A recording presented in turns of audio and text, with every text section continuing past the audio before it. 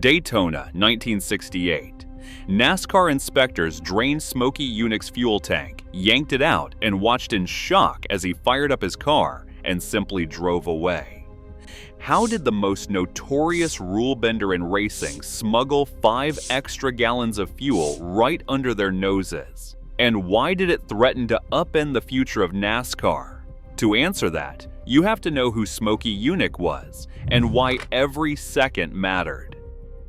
Henry Smokey Yunick grew up in Pennsylvania, but it was the cockpit of a B-17 bomber in World War II, where he learned to trust his instincts and chase the edge. After the war, he landed in Daytona Beach and opened Smokey's Best Damn Garage in town, a place where rules and limits were just starting points. Smokey's philosophy was simple: if the rule book doesn't say you can't do it, you can do it. That mindset turned his garage into a legend. He built cars that looked ordinary but broke every expectation, like the 7/8 scale Chevelle, shaved just enough to slip through NASCAR's measurements and slice through the air faster than anything else on the track. His hot vapor engine, years ahead of its time, pushed fuel efficiency to the extreme, running so lean that rivals accused him of wizardry. Smokey wasn't just a mechanic. He was an inventor, a gambler, and a master of finding daylight in the gray areas of every rulebook he touched. In an era when innovation was king and the rulebook was as thin as a pit pass, Smokey Yunick defined what it meant to race smart and to race bold. NASCAR's fuel rules in the 1960s drew a bright line. No car could carry more than 22 gallons in its tank. That number wasn't chosen by accident. With every gallon measured, officials tried to keep the field level and pit strategy honest. But the truth was simple. Every pit stop cost a team precious ground.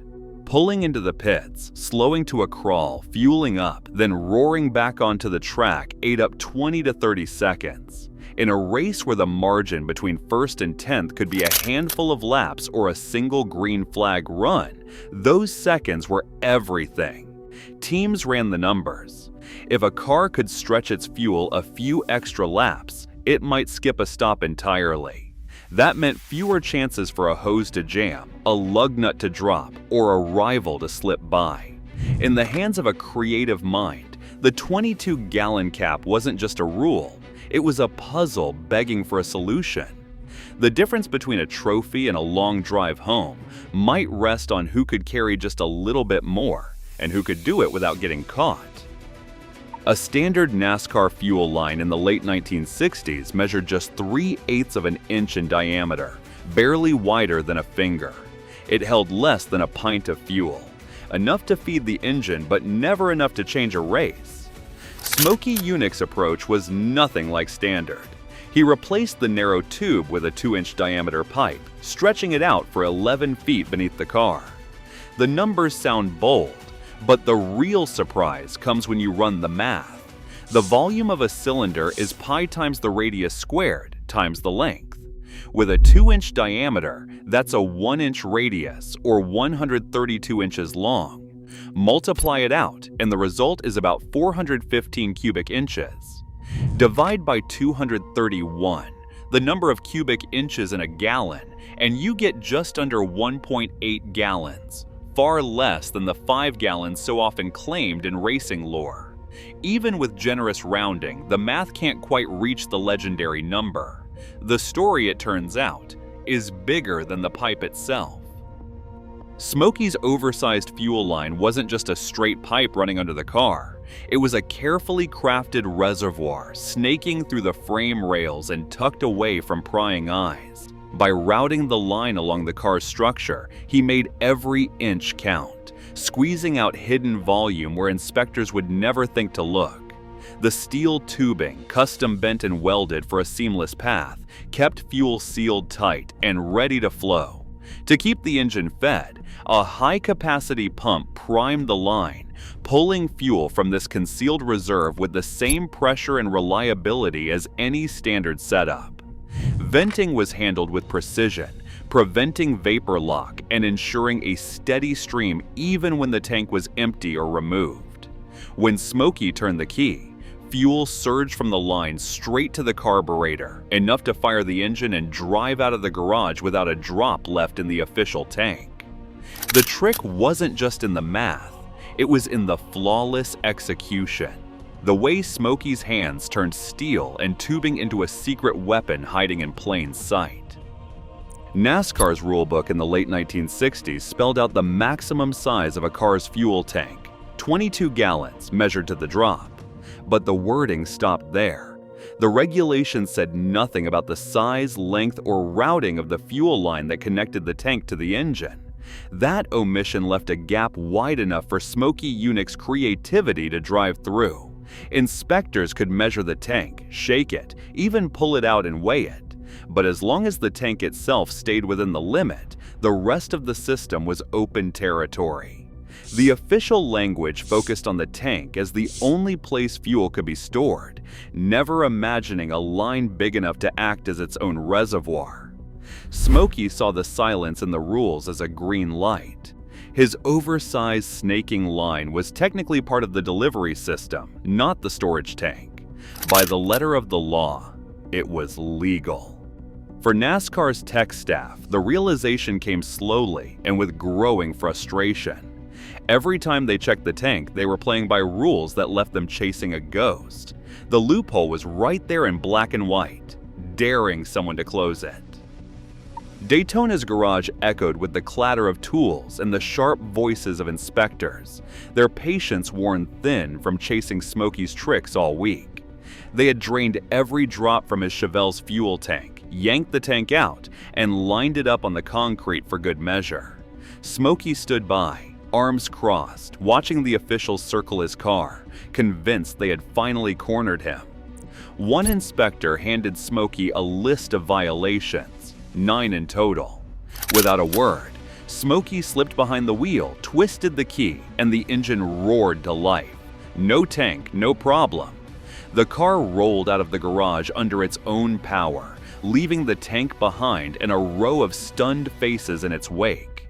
For a moment, the only sound was the idle rumble of the engine fading into the distance, and the quiet disbelief of men who thought they had seen it all.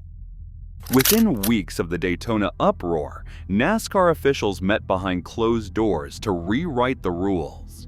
The next edition of the rulebook carried a new clause. Fuel lines could not exceed half an inch in diameter, and every inch of tubing now counted as part of the total fuel system. Inspectors received fresh instructions. Measure not just the tank, but every line, every fitting, every possible hiding place. The days of broad, loosely defined technical regulations were over. From that point forward, the rulebook grew thicker and more precise, spelling out what once went unsaid. Smokey's loophole had forced NASCAR to move from trust to verification, closing the door he'd driven through and changing how every car would be built from then on. Smokey Yunick's story still echoes through every modern garage where engineers pore over rulebooks, searching for the next sliver of daylight. The oversized fuel line, whether it held 5 gallons or just enough to prove a point, became a benchmark for what it means to race in the gray area. Today's NASCAR and Formula One teams operate under technical manuals that run hundreds of pages, with rules that specify everything from the width of a bolt to the composition of a fuel hose. Yet the debate never really ends. Where does clever engineering stop and cheating begin? Smokey's legacy is more than a trick or a loophole. He turned the rulebook into a puzzle, challenging everyone who followed to think harder and look closer. His name is still shorthand for creative defiance, and the legend of the hidden fuel lives on, not just as a tale of the past, but as a question that every racer still wrestles with today. In 1968, Smokey Yunick stunned NASCAR officials by driving his Chevelle out of the Daytona garage after they had removed the fuel tank, a fact now confirmed in multiple eyewitness accounts and period reports.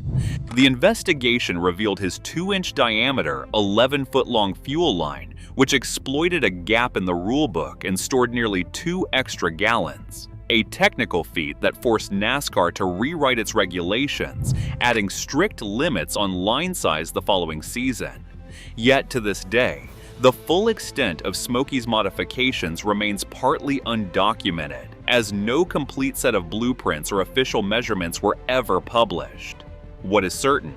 Yunick's approach, grounded in the phrase, "It doesn't say you can't," changed the way racing rules are written and enforced. His legacy lives on in every technical inspection and every line of the rulebook, a lasting reminder that ingenuity and the letter of the law are forever locked in competition.